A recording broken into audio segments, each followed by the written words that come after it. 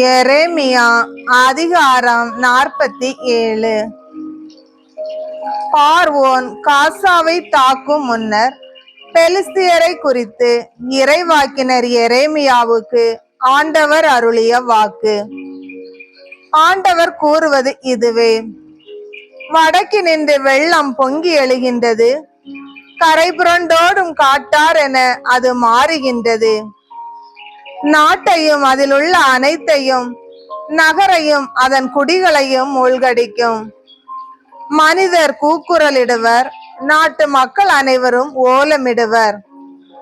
போர் குதிரைகளின் குளம்பொலியையும் தேர்களின் இரைச்சலையும் அவற்றின் உருளை ஓசையையும் கேட்டு தந்தையர் கை சோர்ந்தமையால் தாம் குழந்தைகளையும் திருப்பி பார்க்க மாட்டார்கள்.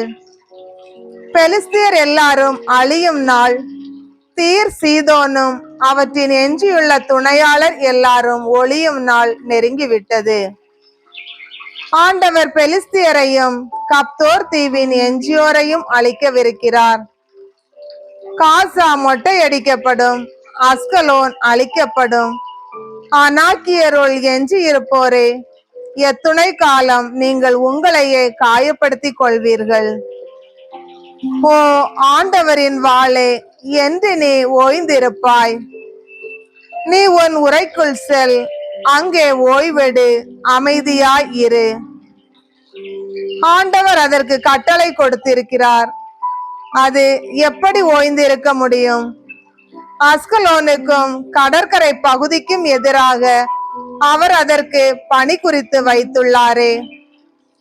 அதிகாரம் 48. மோவாபை குறித்து இஸ்ரேலின் கடவுளாகிய படைகளின் ஆண்டவர் கூறுவது இதுவே: நெபோவுக்கு ஐயோ கேடு, அது பாழடைந்து கிடக்கிறது. கிரியத்தாயிம் அவமானத்துக்கு உள்ளாகி கைப்பற்றப்பட்டுள்ளது. அதன் கோட்டை இழிவுபடுத்தப்பட்டு தரைமட்டமாக்கப்பட்டுள்ளது. மோவாபின் புகழ் மங்கிவிட்டது. எஸ்போனில் அதற்கு தீங்கிழைக்க திட்டமிடப்படுகிறது. வாருங்கள், அதனை ஒரு நாடாய் இல்லாதவாறு சிதைப்போம். மத்மேன், நீயும் அழிக்கப்படுவாய். வாள் உன்னை துரத்தி வரும். ஓரெனாயிமினின்று கூக்குரல் ஒலிக்கிறது. கொடுமை, பேரழிவு என கேட்கிறது. மோவாபு அழிக்கப்பட்டு விட்டது. அதன் குழந்தைகளின் அழுகுரல் கேட்கிறது. லோகித்துக்கு ஏறி செல்லும் வழியில் அவர்கள் அழுது கொண்டே போகிறார்கள். ஓரொனாயிமுக்கு இறங்கி செல்லும் வழியில் அழிவின் புலம்பல் கேட்கிறது. தப்பியோடுங்கள், உங்கள் உயிரை பாதுகாத்துக் கொள்ளுங்கள். பாலை நிலத்து காட்டுக்கழுதை போல் மாறுங்கள். உன் கோட்டைகளையும் கருவூலங்களையும் நம்பி இருந்தாய், நீயும் கைப்பற்றப்படுவாய். கெமோசு தெய்வம் நாடு கடத்தப்படும். அதன் அர்ச்சகர்களும் தலைவர்களும் அதனோடு செல்வார்கள். அழிப்போன் ஒவ்வொரு நகருக்கும் வருவான், எந்த நகரும் தப்பாது. ஆண்டவர் சொல்லி இருப்பது போல் பள்ளத்தாக்குகள் பாழாகும், சமவெளிகள் அழிக்கப்படும். மோவாபுக்கு ரக்கைகள் கொடுங்கள், அது பறந்தோடட்டும். அதன் நகர்கள் பாழாக்கப்படும், அவை குடியிருப்போர் அற்று போகும். ஆண்டவர் தம் அலுவலை அக்கறையின்றி செய்பவன் சபிக்கப்பட்டவன். குருதி சிந்தாமல் தன் வாளை வைத்திருப்பவனும் சபிக்கப்பட்டவனே. மோவாபு இளமை முதல் அமைதியில் வாழ்ந்து வருகிறது. மண்டியை அடியில் கொண்ட பழந்திராட்சை ரசம் அது. அது களத்தினின்று களத்திற்கு மாற்றப்படாதது, நாடு கடத்தப்படாதது. அதன் சுவை குன்றவில்லை, அதன் நறுமணம் மாறவில்லை. எனவே நாள்கள் வருகின்றன என்கிறார் ஆண்டவர். அப்பொழுது நான் கவிழ்ப்போரை அனுப்புவேன், அவர்கள் அதை கவிழ்ப்பார்கள். அதன் கலன்களை வெறுமையாக்குவார்கள், அதன் ஜாடிகளை நொறுக்குவார்கள். இஸ்ரேல் வீட்டார் தம் நம்பிக்கை வைத்திருந்த பெத்தேலை குறித்து இகழ்ச்சியுற்றது போல மோவாபு கெமோசை குறித்து இகழ்ச்சியுறும். நாங்கள் படை வீரர்கள், போரில் வல்லவர்கள் என்று நீங்கள் எப்படி சொல்லக்கூடும்? மோவாபையும் அதன் நகர்களையும் அழிப்பவன் வந்து விட்டான். அதன் சிறந்த இளைஞர்கள் கொலை களத்திற்கு போய்விட்டார்கள் என்கிறார் படைகளின் ஆண்டவர் என்னும் பெயருடைய மன்னர். மோவாபின் அழிவு அண்மையில் உள்ளது. தீங்கு அதை நோக்கி விரைந்து வருகிறது. அதை சுற்றி இருப்போரே, நீங்கள் அனைவரும் அதற்காக துக்கம் கொண்டாடுங்கள். அதன் புகழை அறிந்திருப்போரே, நீங்கள் அனைவரும் வலிமை மிக்க செங்கோல் முறிந்தது எங்கனம், மேன்மை மிக்க கோல் உடைந்தது எவ்வாறு என்று கேளுங்கள். மகள் தீபோனின் குடிமகனே, உன் மேன்மையை விட்டு இறங்கி வா, வறண்ட நிலத்தில் வந்து அமர்ந்து கொள். மோவாபை அழிப்பவன் உனக்கு எதிராக இழந்து விட்டான். உன் கோட்டைகளை அவன் தகர்த்து விட்டான். அரோயேரின் குடிமகனே, நீ சாலை ஓரமாய் நின்று கவனி. ஓட்டம் பிடிக்கிறவனையும் தப்பி ஓடுகிறவனையும் நோக்கி என்ன நடந்தது என்று கேள். மோவாபு அழிக்கப்பட்டு சிறுமைக்குள்ளானது. அழுது புலம்புங்கள், கூக்குரலிடுங்கள். மோவாபு பாழடைந்து விட்டது என அர்னோனில் அறிவியுங்கள். சமவெளி நாடுகள் மீது தண்டனை தீர்ப்பு வந்துவிட்டது. ஓலோன், யாகுசா, மேப்பாத்து, தீபோ, நெபோ, பெத்திப்லத்தாயிம், கிரியத்தாயிம், பெத் காமுல், பெத் மெகோன், கெரியோத்து, போஸ்ரா, மேதும் அருகிலும் தொலையிலும் உள்ள மோவாபு நாட்டு நகர்கள் மீதும் வந்துவிட்டது. மோவாபின் கொம்பு முறிந்து விட்டது, அதன் கையும் ஒடிந்து போயிற்று என்கிறார் ஆண்டவர். மோவாபுக்கு போதை வெறி ஏற்றுங்கள், ஏனெனில் அது ஆண்டவருக்கு எதிராக பெருமை அடித்துக் கொண்டது. அது தான் வாந்தி எடுத்ததில் கிடந்து புரளும், ஏளனத்துக்கு ஆளாகும். இஸ்ரேல் உன் நகைப்புக்கு ஆளாகவில்லையா? அவனை பற்றி நீ பேசும் போதெல்லாம் உன் தலையை ஆட்டி பழித்தாயே. அவன் என்ன திருடன் கூட்டத்தை சேர்ந்தவனா? மோவாபின் குடிமக்களே, நகர்களை விட்டு வெளியேறுங்கள். பாறை பகுதியில் குடியேறுங்கள். பாறையின் இடுக்குகளில் கூடுகட்டி வாழும் புறாவை போல் இருங்கள். மோவாபின் செருக்கை பற்றி நாங்கள் கேள்வியுற்றோம்.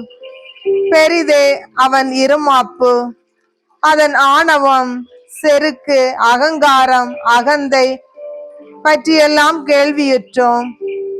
அதன் திமிரை நான் அறிவேன் என்கிறார் ஆண்டவர்.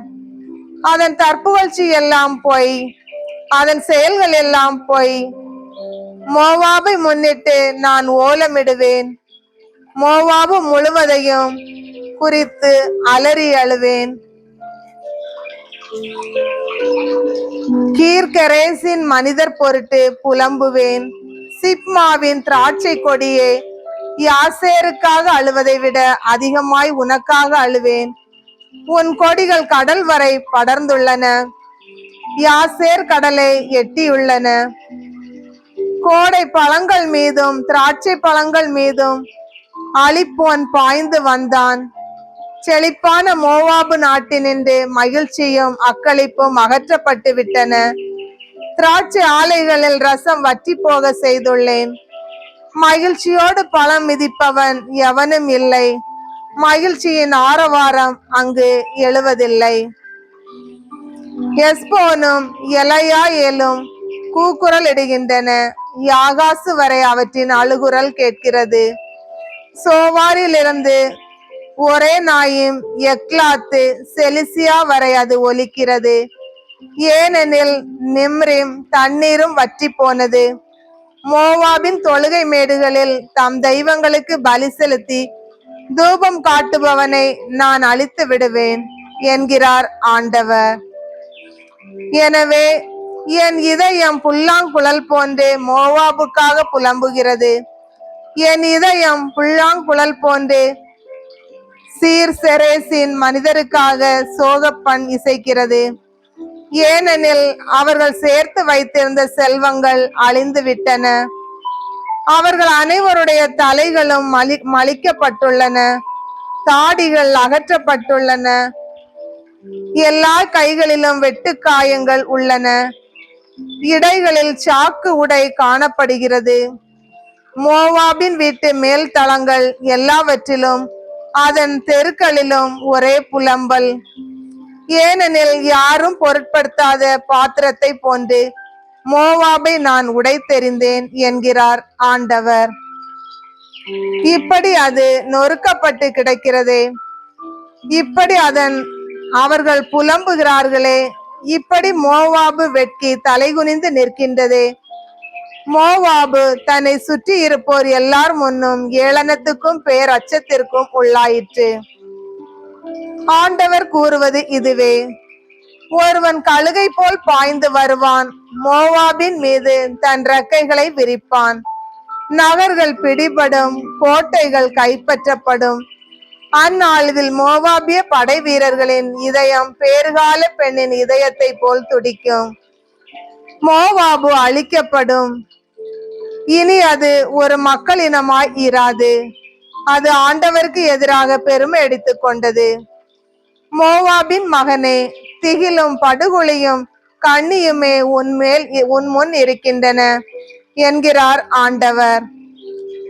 திகிலுக்கு அஞ்சி ஓடுபவன் படுகுழியில் விழுவான். படுகுழியில் நின்று வெளியே வருபவன் கண்ணியில் மாட்டிக்கொள்வான். அவர்களுடைய தண்டனை காலத்தில் இவற்றை மோவாபின் மீது வரவழைப்பேன் என்கிறார் ஆண்டவர்.